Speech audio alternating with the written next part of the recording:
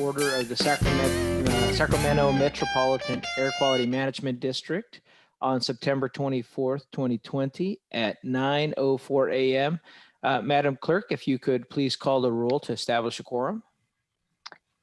Director Aquino? Here. Director Carr? Here.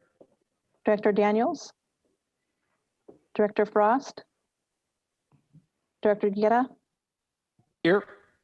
Director Hansen? Director Harris? Here. Director Kennedy? Director Lamson? Here. Director Lee? Here. Director Natoli? Here. Director Peters? Director Cerna? Director Cerna is going to be arriving late. Director Terry? We have a quorum. Thank you very much, Madam Clerk. I see a beautiful flag there behind Supervisor Natoli. If everyone could please rise and join me in the Pledge of Allegiance. I pledge allegiance to the flag of the United States of America and to the republic for which it stands, one nation, under God, indivisible, with liberty and justice for all. Thank you, everybody. If the clerk could please read the announcements for our public. In compliance with directives of the State and Center for Disease Control and Prevention, the physical location of this meeting is closed to the public, consistent with state guidelines on social distancing and California Executive Order N2920.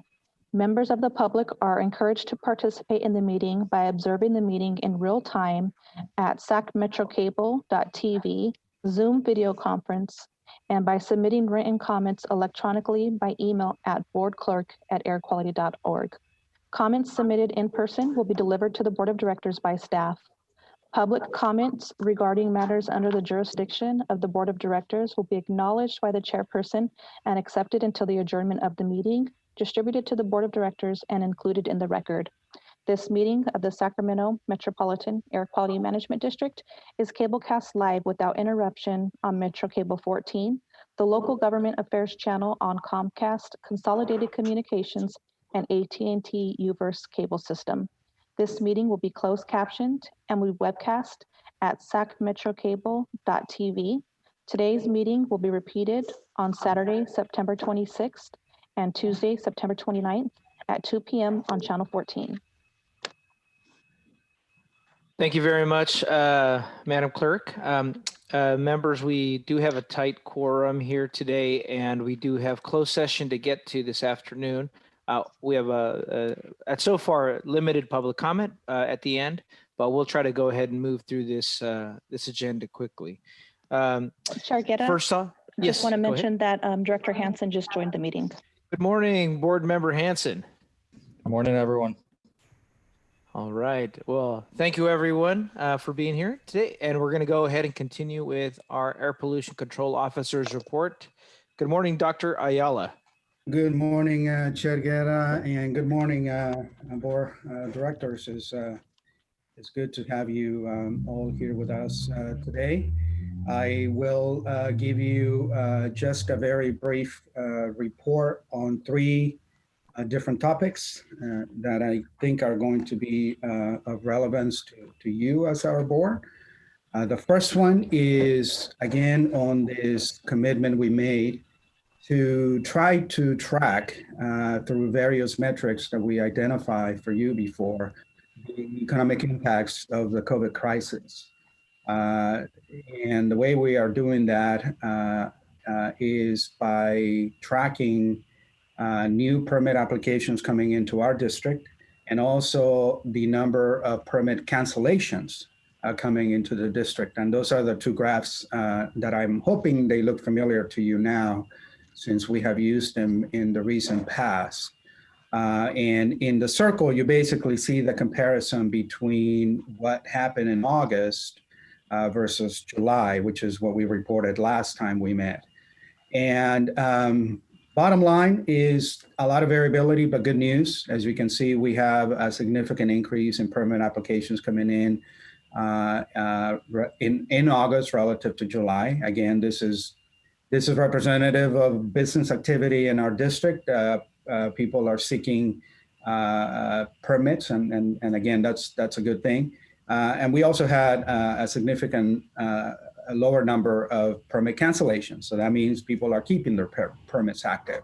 So again, this is just two simple metrics that we have been looking at to try to get us to understand just how and when the economic recession due to COVID is going to more directly impact us as an air district, as an agency.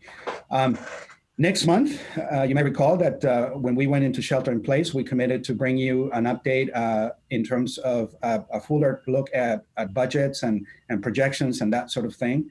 Next month will be the last time we meet for 2020. So we will continue to track these metrics and bring you a fuller picture, a bigger description, more complete in terms of what we are understanding thus far.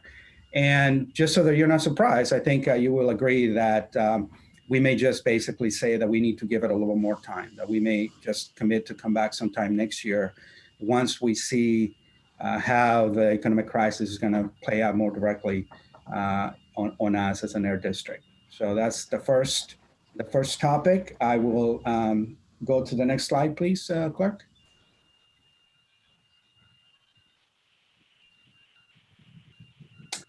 So the next one is a simple reminder. Clearly, we have been in the under the impact of the terrible wildfires around our region. Thankfully, we seem to have turned the corner. I hope that you're all enjoying the much better air quality we're having now. But I wanted just a simple reminder to you all that our biggest challenge, notwithstanding the fires, in the region is compliance with the National Ambient Air Quality Standards for ozone. And due in part to the fires, we have had a number of violations of those standards, unfortunately.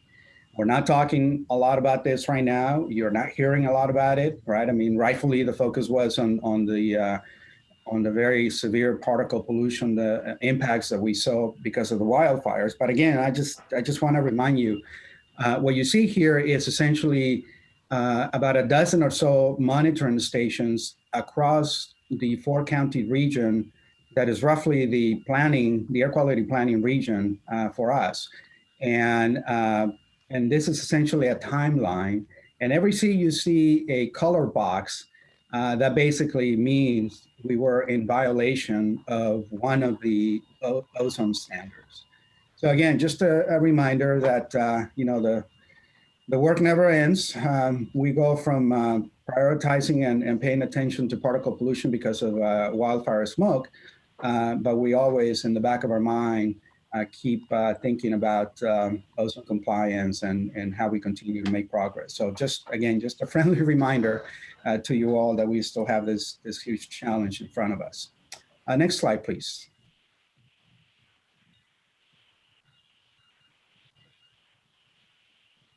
This is simply a map in case you were wondering where the stations are located. So everywhere you see a red dot, that's basically one of the monitoring station in the area. Next. The last point I want to make for you is I want to talk a little bit about our legislative priorities going into the next session. And this is one that I want to acknowledge Chair Guerra, who's been leading the charge and advising us and working with us on this issue. And what we are trying to accomplish, what we are trying to get from the state is more flexibility in the way that we make investments with the incentive dollars that the state is giving us, as well as some of the local funding that we have access to.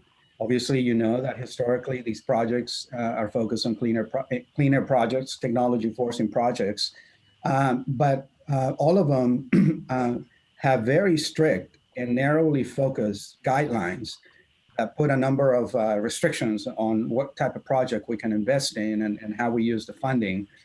Given COVID, obviously, we are trying to think outside the box and see if we can get more flexibility in the way that we make investments with the incentive dollars that the state is giving us, as well as some of the local funding that we have access to. Obviously, you know that historically these projects are focused on cleaner projects, technology forcing projects, but all of them have very strict and narrowly focused guidelines that put a number of restrictions on what type of project we can invest in and how we use the funding. Given COVID, obviously, we are trying to think outside the box and in the way that we spend those dollars. And the idea would be that you still retain the ability to get very good clean air quality benefits, as well as reducing greenhouse gas emissions. But we can do it in a way that perhaps, just perhaps, we can play a role in a little bit of economic development if again, we have this flexibility. So I just wanted to make you aware that we are working with our lobbyists. We are working with a coalition of organizations in the region that I think would care if we had a little more flexibility in the way we invest our incentive funding. And again, I look forward to the continued assistance from Chair Guerra and hopefully others on the board as we work in the Capitol to try to get this special compensation, if you will, this flexibility for the Sacramento district. So with that, that completes the APCO report, Chair. I'd be happy to address any questions the board may have. Well, thank you very much, Dr. Ayala. Also want to recognize Supervisor Cerna's joined us. Thanks for being here, Supervisor. And a couple of things I just wanted to note. One, I appreciate the Air District and the staff tracking and helping inform us on indicators that can help us give us a heads up on how the economy is moving. Obviously, collecting and understanding how the air permit applications are going gives us an indicator about the level of economic activity, whether it's from Galt all the way over to Folsom and in North Sacramento.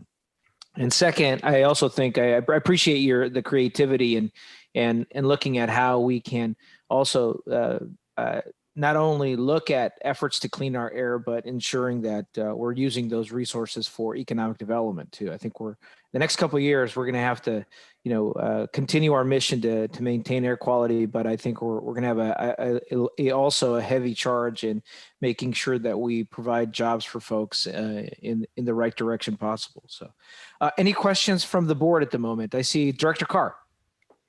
Yes, thank you, Chair Guerra. Alberto, I'm going to identify an issue that I don't have a solution for, but perhaps as we move along, you can help with this process. With the governor's executive order yesterday requiring that California not sell gas vehicles after 2035, obviously it's going to spur the electric vehicle consumption in California. Tesla has done a great job of providing infrastructure with fast chargers located every 100 miles along a major thoroughfares in the United States. You can actually drive across America and only stopping at the fast chargers. The other companies are selling the cars, but they don't have an infrastructure like Tesla has installed. So that's one issue. We need a lot more vehicle chargers if we're going to go all electric. And the second issue is the speed of those chargers. When I charge at one of those non-Tesla chargers, you can sit there for hours to get 20 miles worth of electricity, and that's not going to work. And then the third issue that I'm really concerned about is how do we get these chargers into established apartment complexes, multifamily complexes, that people have no opportunity if you live in a multifamily complex to actually charge. And the fourth thing we're already working on, and I think all of us need to work on, is to make sure that any multifamily that's built in our districts has charging availability. So I just want to raise those. I don't have a solution, but I know you're a smart guy. You can solve it. Definitely a smart guy here, Well, Director Carr, I'm sorry, Chair Guerra. Oh, no, go ahead, Dr. Ayala. Yeah, I was going to reply. Director Carr, I appreciate your comment. You are indeed correct. In fact, what you've done is identify some of the well-understood barriers to massive electrification that the state is pursuing. And precisely that is the value, from my perspective, of what Governor Newsom did yesterday. That is, is going to re-energize and refocus everybody's efforts behind this. And you're going to see a lot of activity, including companies that are in the business of bringing chargers to the state. So I think over the next few years, and to some extent, I think to a great extent, because of the announcement yesterday, you're going to see a lot more activity trying to close the gap in the charging infrastructure realm. We as an air district, as you know, can use our incentive dollars to support deployment of actual chargers infrastructure. And in fact, Mr. Lemos, who runs our transportation division, has talked to the board in the past about some of the efforts that we have supported around the region. As you know, we're not the only ones, and that is why regional collaboration is important. I give kudos to the city of Sacramento that has a very comprehensive and complete infrastructure deployment plan. You've got great staff with whom we are working very closely so that we can leverage these resources. Let us not forget our friends are SMOT, who also bring a lot of power, if you will, deep pockets to help us to try to get the infrastructure where it needs to be. So I think because of the announcement, I think you're going to see a lot more activity, not only public, but also private entities getting into the game, if you will, because I think the writing is on the wall. Having made this decision, I think the governor is putting a clear stake on the ground for where California wants to go.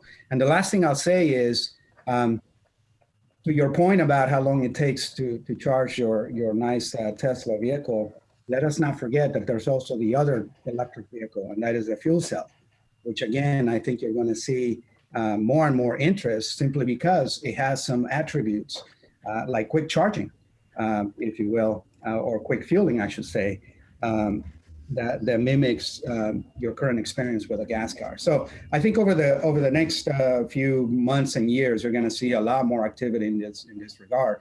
And rest assured, because of our interest, you're gonna hear some updates from us in terms of just how things are going. Thank you, Dr. Ayala. And to Director Carr's comments, I think if more than anything, it's the need to help and support and accelerate the California Mobility Center. They just procured a location as well. There's a training program going on, but the sooner that the Sacramento region gets into the market and providing solutions and jobs, we could become the epicenter for zero emission options and the development of them versus them being developed in Lancaster or out of the state, even worse. I think it's important for us to do that. And then the last piece is Director Carr, I'd love to work with you where the city's exploring other options and ways to finance also charging stations and locations in areas, particularly in low-income communities, where maybe the metrics aren't or the funding options aren't available there at the moment, but to try to deploy them equitably throughout the region. Because as also the resale of electric vehicles come out, you're going to see that we're going to have a higher opportunity for folks to be able to have access to electric vehicles as well. So are there any other questions for our pollution officer? Director Harris, there we go. Actually, just to build on that conversation, Tesla was able to sell as many cars as they have by creating this infrastructure. And the other vehicle manufacturers building electric cars are quickly going to find out that their sales will go flat if there's only level 2 chargers all around the state, and that they are going to have to get into the charging market if they're to be successful. So I think market pressures will change that as well. We'll see a lot more DC fast charge stations instead of level 2. I mean, level 2 works fine in parking garages if you're going to be there for a few hours, but if you're on the road, I think GM and other manufacturers are going to realize that without charging infrastructure, their sales won't increase. Point taken. Point well taken. Okay. If there are no other comments from board members, we'll go ahead and move on to our consent calendar. Madam Clerk, would you mind reading the items on the consent calendar? Item number 1, the August 27th, 2020 Board of Director meeting minutes. Item number 2, the Board of Directors meeting schedule for 2021. Great, thank you. Is there an action from the board? Move consent. It's been moved by Director Harris. Second. Is there a second? Seconded by Director Terry. Madam Clerk, are there any comments from the public on this item? Not on this item. Okay, then any comments from the board?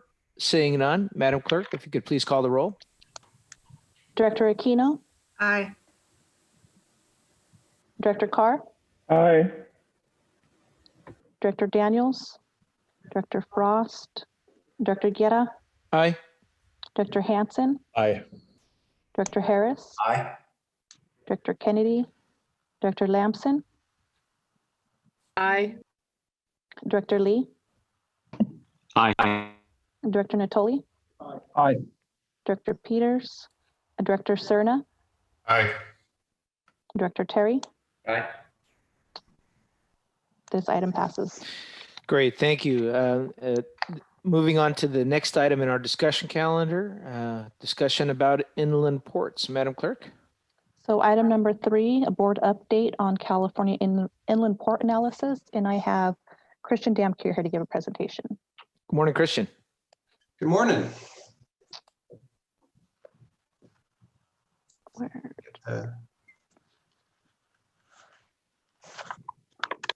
Presentation up here. Very good. Well, just to let you know, my name is Christian Damkier, one of the staff members here at the Air District. Just wanted to take this opportunity to give you guys a brief update as to the status of the California Inland Port Project. Go on to the next slide. So there's a development underway where we potentially have the opportunity to increase the amount of freight moving from Southern California to Northern California using rail instead of diesel trucks. As most of you know, a lot of the freight in California is coming through the ports of LA and Long Beach, and they put a lot of it onto diesel trucks that immediately get on I-5 and 99 and come up to Northern California. That does create a lot of issues with pollution, traffic congestion, and what this organization, GLD Partners, is doing is trying to develop a statewide opportunity to create an inland port that would use the existing and potentially new rail services to streamline this process. Next slide. So right now, there is a growing cooperation between various civic government interests. As you can see, there's a lot of interest from the ports, obviously, our fellow air districts in San Joaquin and South Coast. A lot of counties in the Central Valley are on board with, or are looking into this effort as a potential way to both meet air quality and economic development goals. Next slide.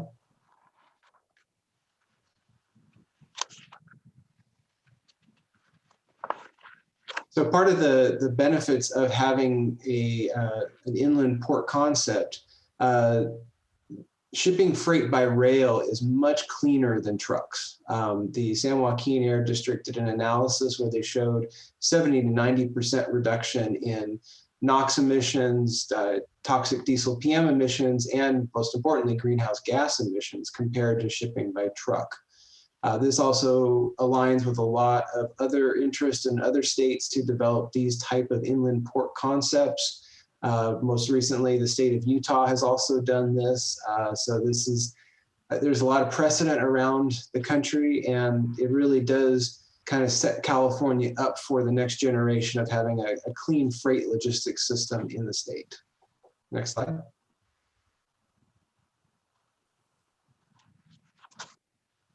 So one of the very interesting things that can come out of this concept is the great potential to deploy zero emission projects as part of it.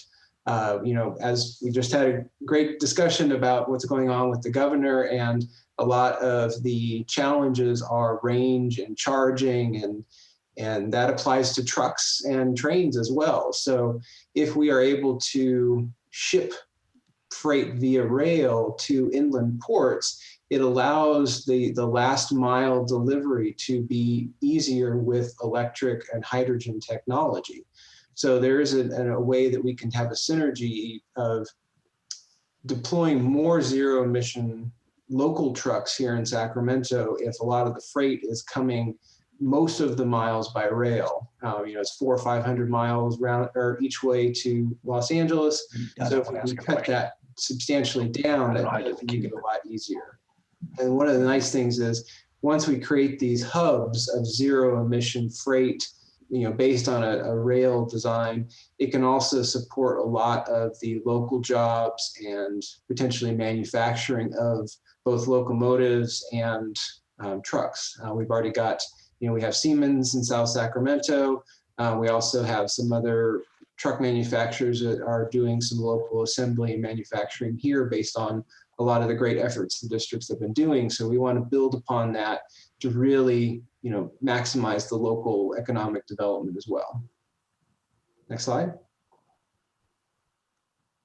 So basically, this has a potential to be a really important way to streamline and clean up freight in California. However, at this point, there is a lot more analysis that is needed. The consultant is trying to develop partnerships with a lot of agencies to take this to the next level. The preliminary model shows that the rail system is viable, but we really do need to focus more on Sacramento. A lot of this has been done with the San Joaquin Valley, and we want to make sure that Sacramento is a part of this effort because we believe Sacramento is a very key part of the state in terms of freight, logistics, goods movement. But we do also have concerns. We do want to make sure the railroads in the state are involved in this because it is such a large project. We want to make sure that they're part of the entire process. But basically, it comes down to this is an interesting opportunity for us to dramatically reduce the diesel exposure from freight in a region, and also a great way for us to spur that needed technology advancement in zero emission to help with the governor's plans and address a lot of the concerns and try and really push Sacramento into the next level.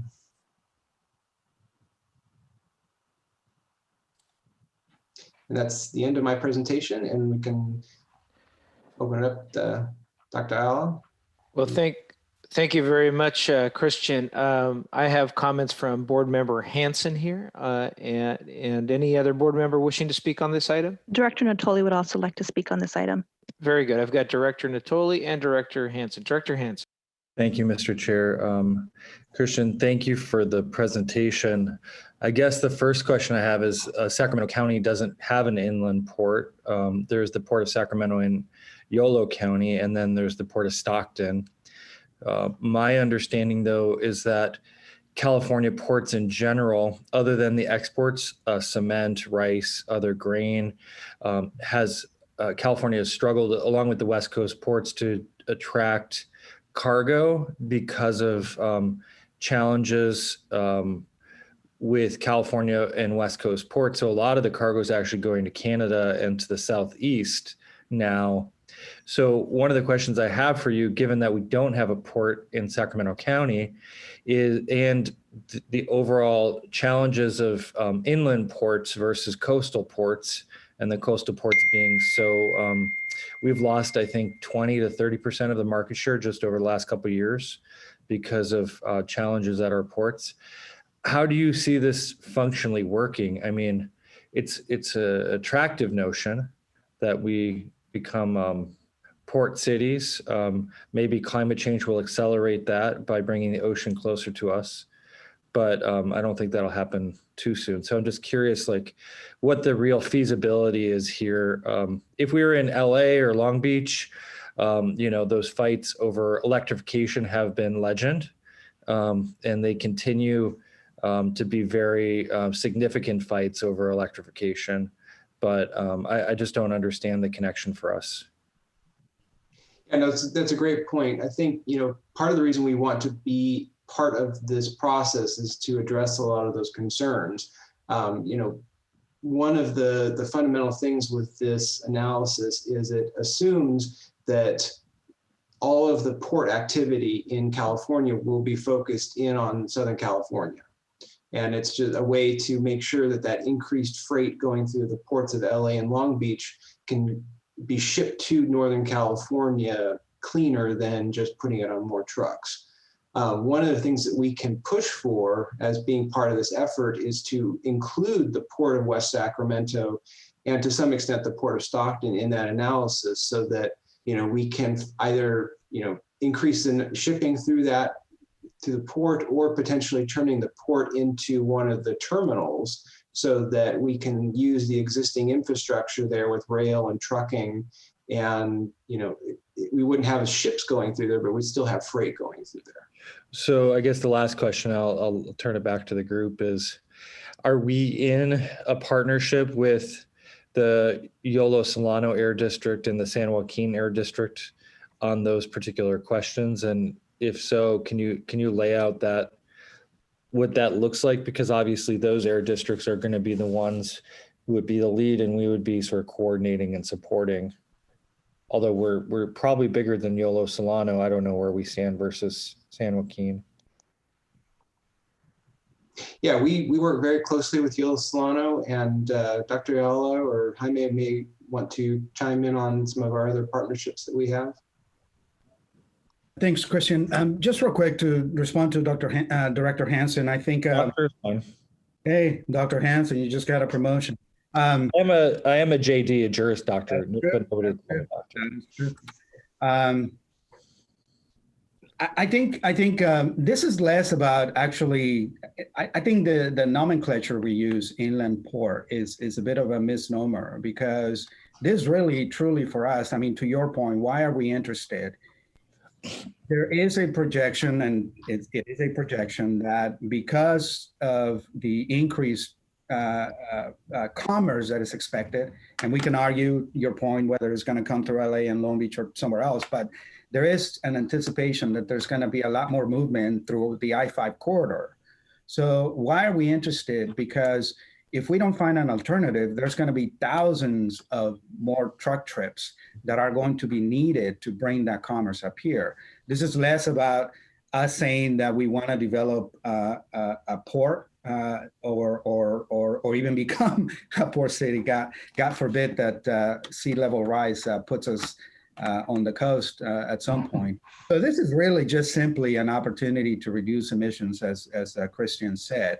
The points that you make are well taken, and that is why you have such a broad coalition. And frankly, we're not the ones that are equipped, and we're not the appropriate agency to try to get at these issues that have to do with ports and commerce. But for us, it's just a simple an opportunity to reduce emissions, and also a technology forcing opportunity, because if you're going to be putting things on rail, the feeder, the drayage activity can be done with zero emissions. So good questions, but I think that's why the study is of interest to us.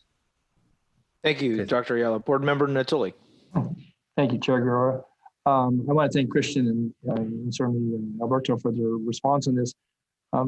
I find this interesting, I think, to the points that, that were just made by Director Hansen, but that, it's not so much about the port, but about the distribution of goods and freight that, certainly move through this area. And when I think about Sacramento and our region, that, we certainly are gateway to Northern California, to other counties and other, geographical regions of the state. We're proximate to existing ports that would be, served by sea.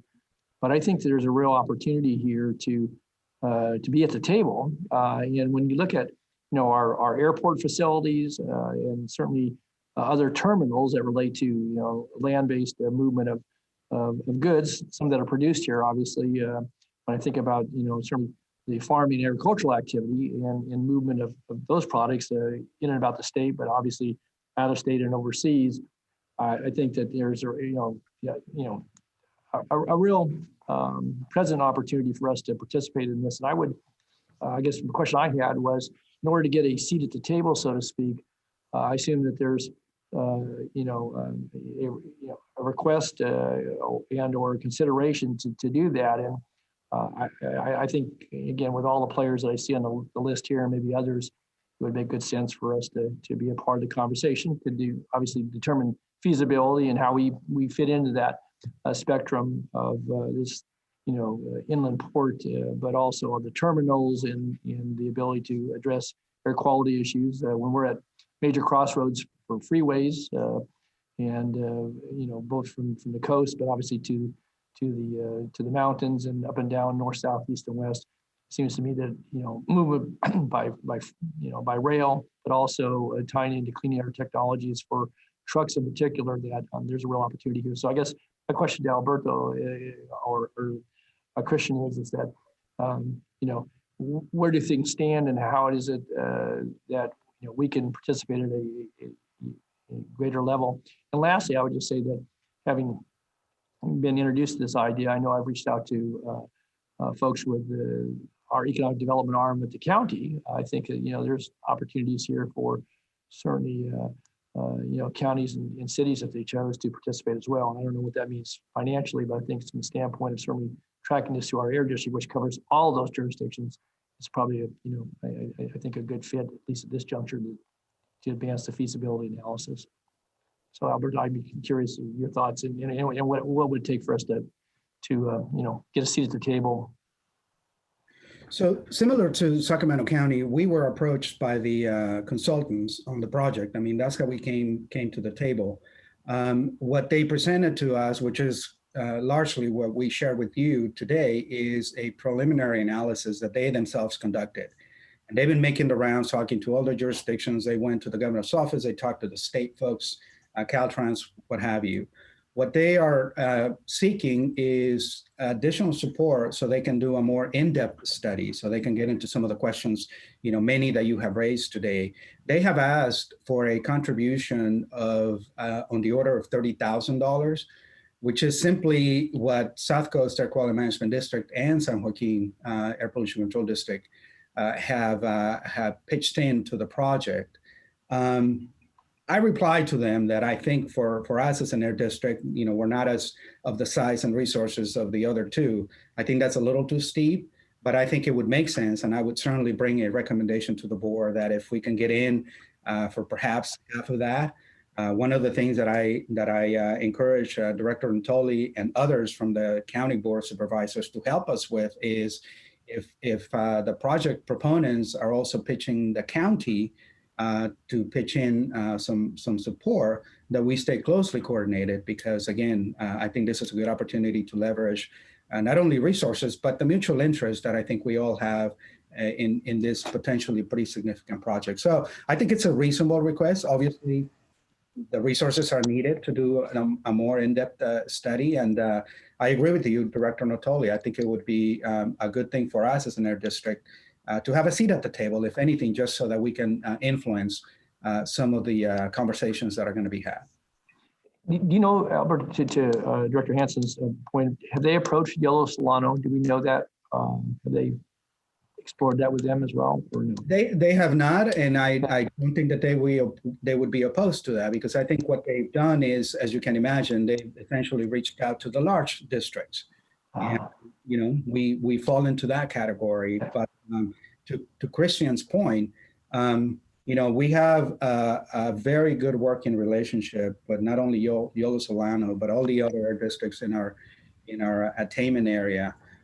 So it would be very natural for us as we identify opportunities to bring in not only the air districts, but also some of the other counties, right? Because something of this magnitude obviously impacts everyone. And I would imagine eventually there's going to be growing interest. And that's why we are saying that we really need a state leadership, and obviously the railroads, they definitely need to be at the table. And just one last point, I would think that, potentially Placer County, obviously where the rail yards and switching yards are currently, and, obviously working with those that, move the freight via rail, and obviously people as well. It seemed to me that there would be an interest. I just think from a regional standpoint, but certainly from a county standpoint in this air district, that makes good sense to, it's not way early in the process, but to get in at some juncture where we have some ability to then convey our interest, express any concerns we would have, and certainly be a part of this if it actually proceeds forward. So I'd be supportive. Thanks. Thanks, Mr. Chair. Thank you very much, Director Natoli. Other members wishing to speak on this item? Madam Clerk, do we have any comments from the public? No, we do not. Great. Thank you very much. I too am very supportive of this concept. I had the opportunity to work for a number of legislators who represented both the Long Beach port area and the LA port area. And an important historical context to this is that, while those ports dominated, this side of the hemisphere, the biggest challenge that affected them was the issue of goods movement, the congestion, and to be able to get product from the port out to the consumer. And a lot of that had to do with the inability for product to get out of the ports, go up the 710 freeway, the 110 freeway, or the 605, and just to get out of the county was a challenge. I think this is an opportunity for us to get ahead of the curve, and as our region continues to grow, that we think about it logistically from a point of how do we also export products as our manufacturing areas grow, and how do we import products? And so I think avoiding the mistakes that have happened in other regions early on would help us economically, not only from avoiding that part of history, but also creating a new logistical economy for us. So I think they're positive, but I do agree with Director Natoli that this air district doesn't have the resources to go at it alone. And so if we were going to move forward, we have to go at it with a unified effort with other air districts in our attainment region and local jurisdictions. But I think it's a win-win for the diversity of not only our ag, but our manufacturing economy that we have in the region. Madam Clerk, our next item. Director Gary, just before we leave, excuse me. So yes. Would this be something we could, I don't know if we need to give it's on the action item, any further direction to Alberto, but would this be an action item for a future agenda? We only have one more meeting this year, but I guess I'm curious as to how we would advance this as it relates to getting a seat at the table. Yeah, to that point, I'd give some direction if there's no objection from the board to ask our air pollution control officer and team to reach out to the other air districts and local jurisdictions to see what a proposal would look like, and then have a report back on how the region feels about this. Would you concur with that, Director Natoli? Yes, and I think if we could do it as soon as the next meeting, and maybe if it's appropriate, have it slated for action. If it requires that, maybe there's already authority with Alberto, assuming that if there's some financial commitment that would come with this. So, very good. Thank you very much, Director Ayala. Do you have enough direction? We do. Thank you. Very good. All right, on to our last item of discussion for today. Madam Clerk, would you mind reading the item? Item number 4 on the discussion calendar. Green zones for clean air and low carbon progress. And I have Rafe Porter with the Transportation and Climate Division and Jennifer Hargrove with SACOG online to give a presentation. Thank you, Madam Clerk. And before Mr. Porter talks, I wanted to welcome him to the Air District. If normally we'd be here in the chambers and everybody give him a round of applause and welcome him. I guess I could do this virtually through one of those little hand gestures there. But we're fortunate to have Rafe join the Air District. He was with SACOG, and was part of the Green Region development, and also in part of including the expansion of zero emission technology as part of the green zone efforts that our region is doing, and also was involved with the Del Paso Heights Business Improvement District, which now the Air District is involved with creating a mobility hub there. So very much a full circle here. I also understand he's quite the connoisseur of within the brewery industry there. So, all kinds of expertise that are coming to the Air District. So with that, welcome, Mr. Rafe Porter.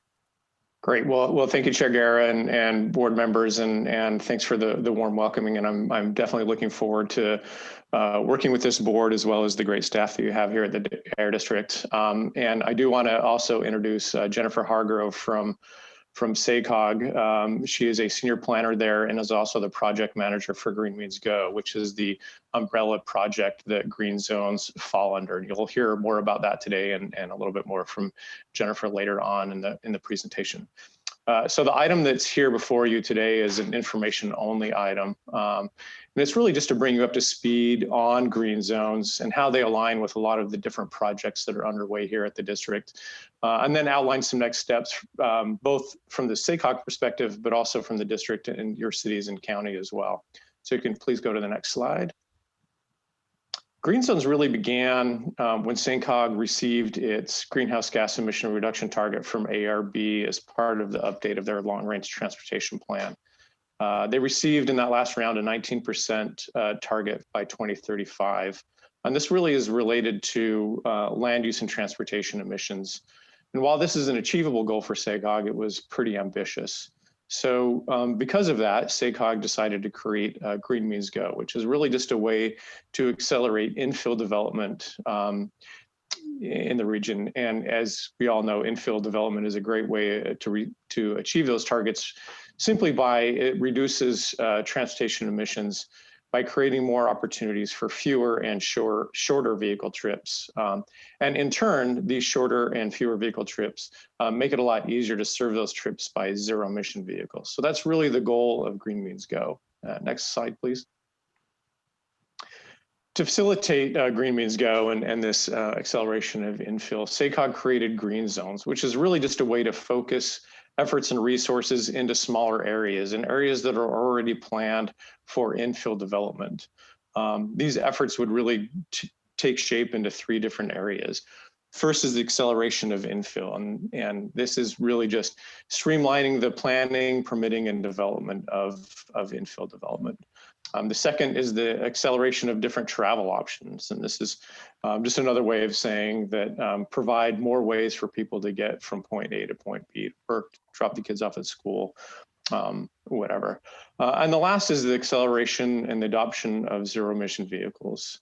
And as this slide demonstrates, the goal of these strategies and really the goals of green zones align really well with the work that we're doing here at the district. We have the targeted green infrastructure fund and the land use programs that we work very closely with our partners in SACOG as well as your cities and county on making sure that we can get the infill development and accelerate the infill development that we have in our region.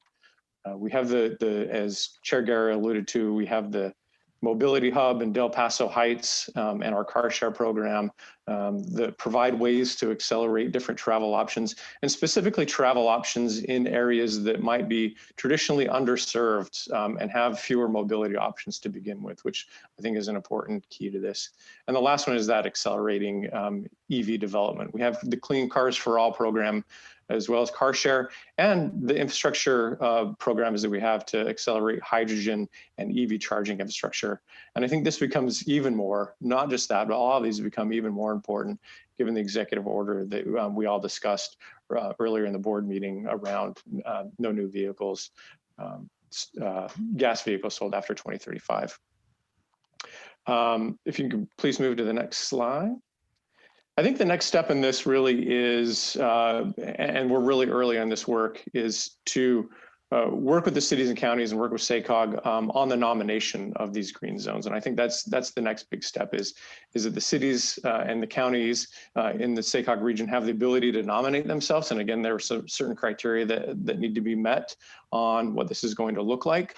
But that is the next big step, and that's where we're going to continue to coordinate is the nomination of these green zones. So at this point, I'm going to turn it over to Jennifer to talk a little bit about that process and any of the subsequent steps. So Jennifer. Good morning. Thanks, Rafe. Thanks for having me here today.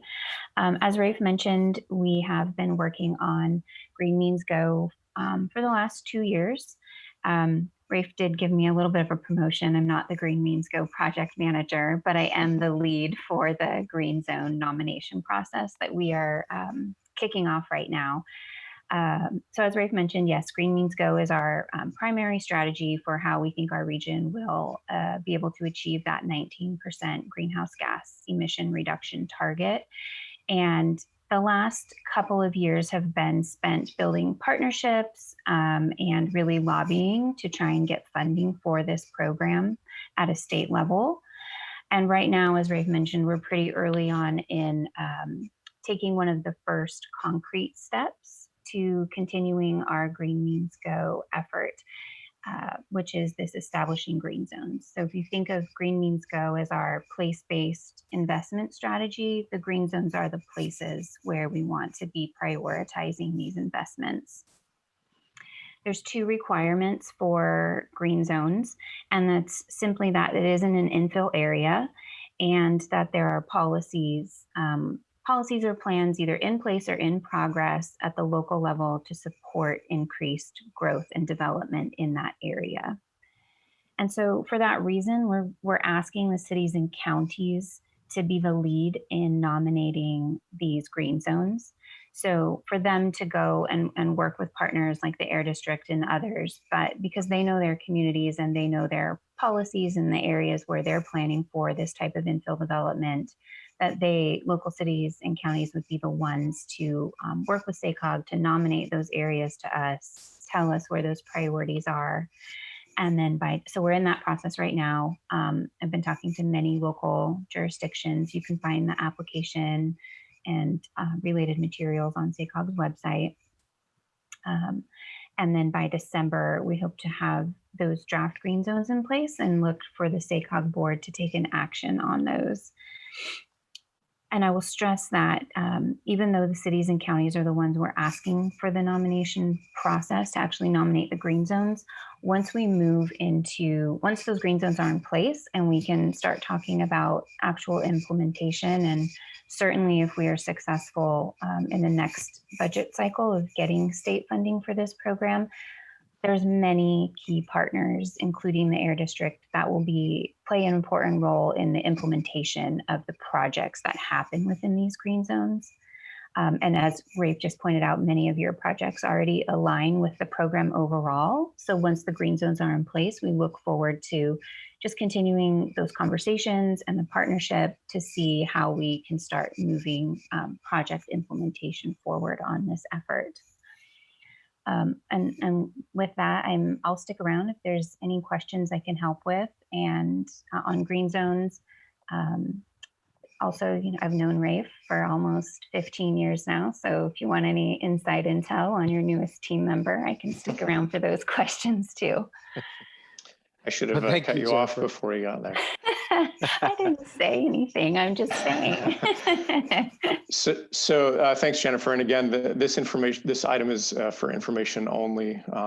As Jennifer alluded to, we'll continue to work with SACOG through the Green Zone nomination process, as well as the bigger umbrella Green Means Go project, and continue to coordinate as well with your city and county and the staff there. So happy to answer any questions the board may have at this time. Well, thank you very much, Jennifer, and welcome again, Rafe. Madam Clerk, do we have any members from the public signed up to speak? Thank you. Then I'm going to go to members of the board. I'll start off to see if Director Natoli, did you wish to speak on this item? No, Mr. Okay, thanks. Then I'll go to those who have their hands raised here. First, Director Hansen, and then Director Harris. Director Hansen. Thanks, Mr. Chair. Rafe, it's wonderful to have you at the district. I am pleasantly surprised at having you on the team, and it's really a great attribute that we now get to take advantage of your expertise. Thank you. So I've long been concerned about Green Means Go for a couple reasons. I certainly represent the central city of Sacramento, a lot of the infill areas, including that picture that you put up, which I believe was a 20 PQR townhomes that I worked very hard to get built on what was sort of a long time vacant parcel in Midtown adjacent to the rail tracks. But infill development is extremely hard, mostly because there are a lot of people who don't want new folks living next to them, even on vacant parcels. It's very challenging. So I like the idea of incentivizing infill development. At the city, we've taken a tremendous number of measures to make our city probably one of the largest pro-housing cities in the state, through ministerial adoption or ministerial approval of infill developments, not restricted based on affordable or not affordable, so that there's really a wide open opportunity to build particularly multifamily infill, as well as single family infill on smaller parcels. But the plan, and I'd love you or Jennifer to address this, doesn't address transit. It doesn't address transit access. And so, in transit-rich areas, it certainly would make sense. And we've been successful through our community car share, which the district has pioneered, as well as through our Green City designation, thanks to Electrify America, at bringing new car share programs to the region. They need a certain kind of density and other attributes. But I am still concerned that Green Means Go doesn't contemplate electric vehicle transit, micro transit in particular for neighborhoods that don't have access to fixed rail or fixed bus routes. I say that partially as chair of the RT board, and I know that we have people here who also serve on that board, but also because single occupancy vehicles make the challenge even greater sometimes. And that's in the third bucket of helping to green the fleet, which certainly makes sense for people that live in further flung areas. But also one of the things that seems to be missing is that middle ground between even cars and transit beyond walking and biking, which is shared rideables. And, we've seen a lot of interest, as much as people may dislike scooters or electric bikes because of the nuisance that some people see them as. They were extremely successful prior to the COVID shutdown. And with the strains on transit and budgets and everything else, it seems to be another key, maybe not strategy that will fix everything, but another complementary strategy. So can you or Jennifer address why, how the incentives for infill will work, why transit isn't included, at least coordinated with, in Green Means Go, and thirdly, what's the role of other means of transportation that are green, like shared rideables, electric rideables? Yeah, no, great questions, Director Hansen. So I'll start, and then I'll kick it off to Jennifer as well. And I think a lot of what you're talking about falls more into that middle bucket of providing different transportation options. And I think, if I hearken back to the early days of the blueprint in the region, it's really and land use drives a lot of this, is providing not only housing choices, which infill does, but also that provides opportunities for different modes of transportation. And again, I think if we have a land use that drives more of these opportunities for shorter and fewer trips, that's where a lot of these alternative modes come in. So whether that is the scooter share or the bike share, car share, or even, again, transit, that can play a big role in that. And I think where our role at the Air District is going to be in that is, again, helping to facilitate that conversation with all of those different players. So absolutely, RT and other transit providers need to be at the table when we have these conversations. We already are having a lot of these conversations, as I'm sure SACOG is as well. So we'll make sure that transit is front and center in what a lot of those conversations and those modes are. And it plays well into not only the traditional modes that RT serves now, but as they move to things like micro-mobility through the smart ride option they have right now, which I think works really well in these infill developments and infill type situations. We'll make sure that that's captured as well. And I'm sure SACOG is keeping their fingers on that pulse as well. I will now turn it over to Jennifer to get into a little bit more of the nuances on how that plays into the green zone specifically and the larger Green Means Go and how those incentives work. Yeah, it's a great question. And as Rafe said, in that middle bucket of accelerating travel options is really where we see transit, but also the shared and micro-mobility options that you're talking about. They're definitely a part of the Green Means Go strategy. However, to your point, they're not the part we've really been focused on talking about, at least in our lobbying efforts in the last 2 years. We've really focused on, as we're asking the state for funds for the program, the strategy we took was really to focus on funding to support the infill development, because that's really where we saw the biggest gap.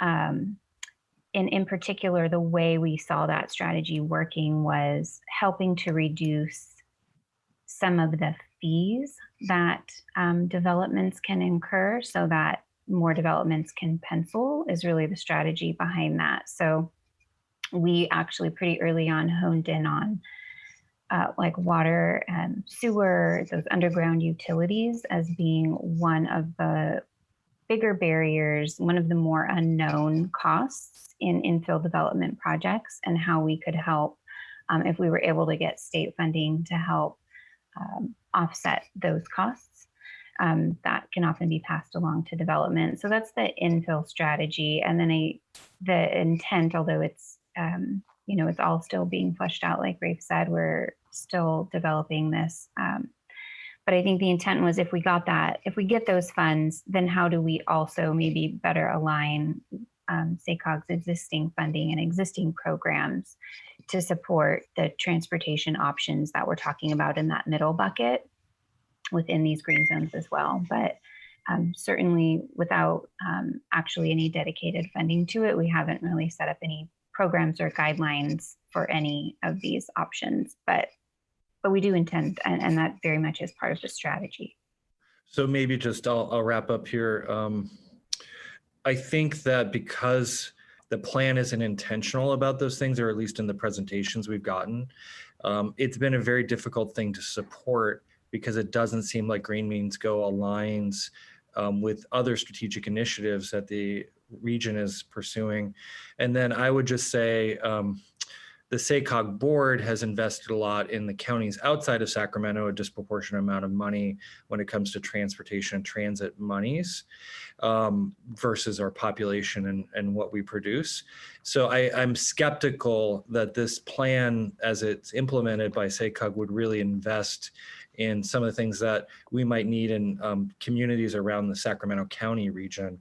So given that we're here as the air district for Sacramento County, I would just like to, as staff works on this, have some report back to the board or further information about how Sacramento County is going to be benefited by it, and what specific strategies and goals for the county we have, supporting jurisdictions around infill. What does that specifically look like? Will Folsom, Rancho Cordova, Elk Grove, Citrus Heights get certain types of resources to do that? City of Sacramento, unincorporated area. Will microtransit be a key strategy to support electrification and additional services in underserved areas of the county? Because we know there are a lot of those areas. And that would really, even if it's car share, although car share needs a density of residents to really work, infrastructure, it would be great to know what the specific deliverables are for Sacramento County and a Green Means Go adoption, rather than just the high level stuff, because it is concerning that we have so little specifics.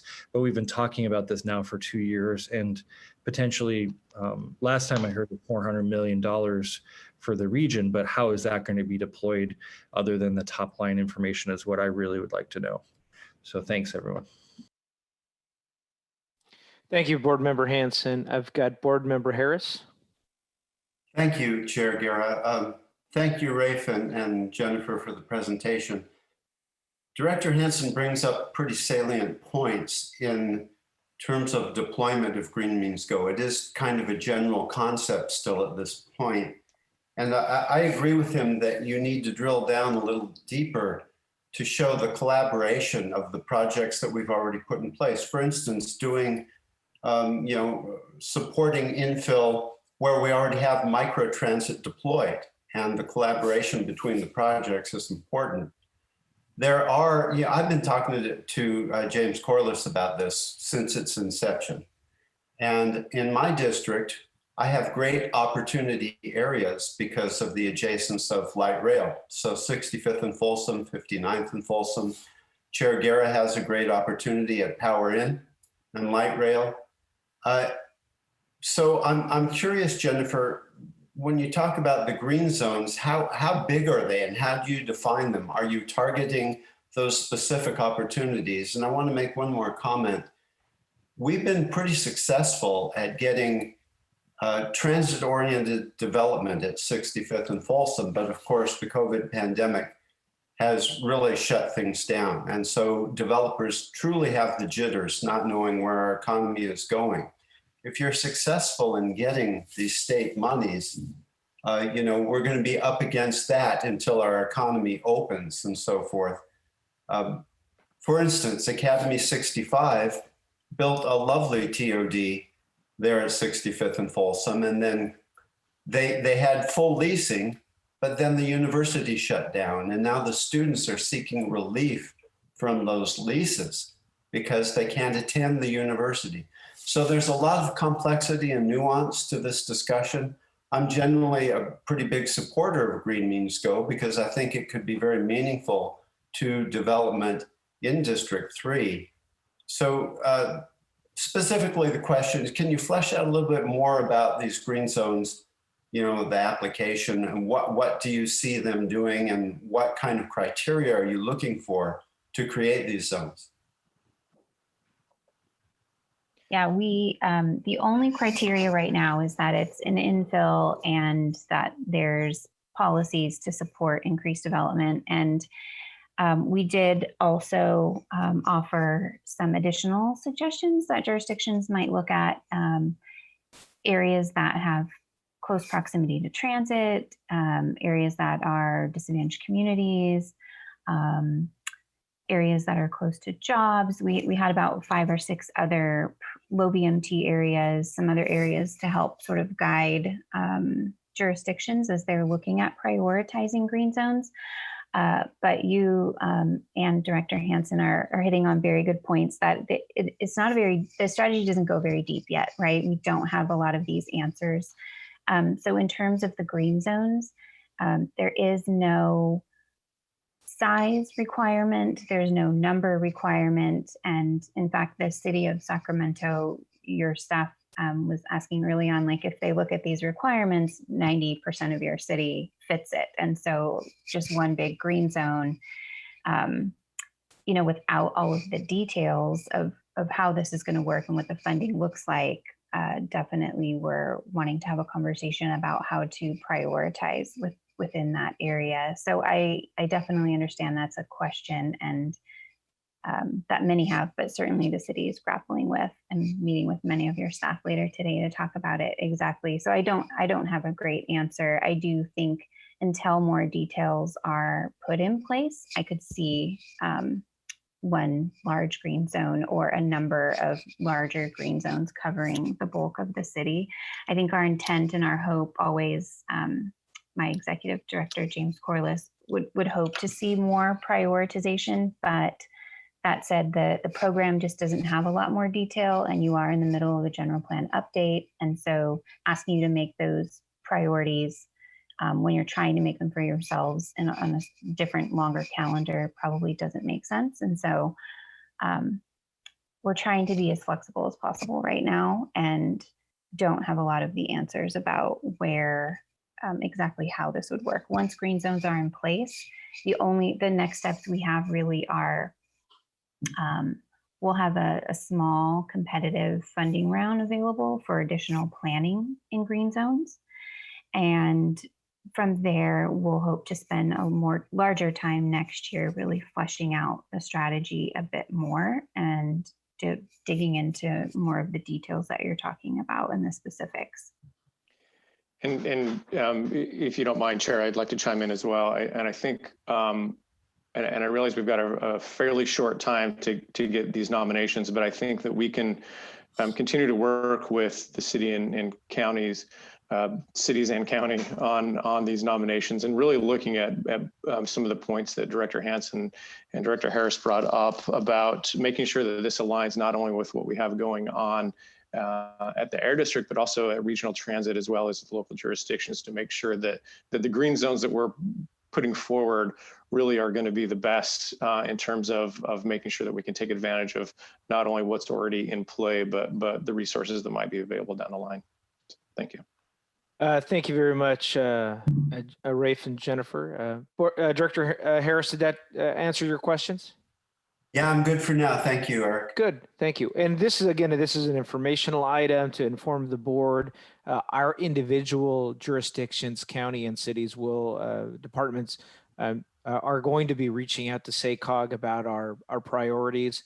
And this helps us tie in on how it works with our air quality lens. So with that, thank you very much. Again, I don't see any other hands from board members. We'll go ahead and Madam Clerk, I believe that's the end of our discussion calendar. Yes, that is correct. Good. Now we're on to comments from the public. I do have one person signed up for public comment. I have Mr. Dane Waddle with the California Special District Association. Good morning, Mr. Waddle, and it's great to see the great institution of the California Special Districts Association here before us. Thank you, Board Chair. I appreciate the kind words. Just wanted to come on, introduce myself to everybody, give a little brief update. Dane Wadley, I'm the field coordinator with the California Special Districts Association. Obviously, the Air Quality Management District is a member of CSDA and has been for quite some time. We certainly appreciate that. And just wanted to, again, I sent a handout to the staff, some of the legislative issues that CSDA is following, of course, on your behalf. And I know a lot of you are involved in similar type work on behalf of your local government, but CSDA is certainly doing that as well. Both obviously in Sacramento in the capital, and then back in DC as we're trying to get some assistance for special districts from the federal government, similar to what some cities and counties already received. So those are the primary things we're working on. As you're also probably aware, like other associations, CSDA is a education training resource for all types of special districts. We have a number of air quality management districts who are members of our association, like such as your district. So certainly familiar with a lot of your issues, and just obviously want to continue to be a resource to board and staff, going forward in any way that we can. So I'll go and stop there. I don't want to take up too much of your guys' time, but appreciate a few minutes just to touch bases and introduce myself. No, thank you. And I appreciate all the resources you have for board members. I think Director Carr has participated in some of the governance model and conferences back in his SMUD days, and appreciate the joint advocacy at the state legislature. With that, Madam Clerk, do we have any other members from the public wishing to comment? No, we do not. Okay, thank you very much. Any board member comments, ideas, or AB 1, 2, 3, 4 reports? Guess nobody's been traveling these days.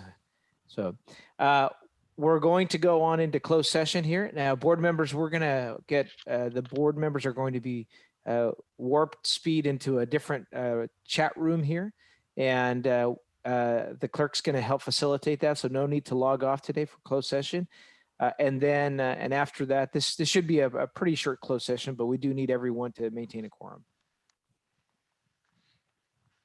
And then we'll come back here to convene the meeting. The clerk and I will come back here ourselves to convene the meeting. Okay, I'm gonna go ahead and set you guys all into the break room right now. Open session here at 10:38 a.m. with the Sacramento Metropolitan Air Quality Management District.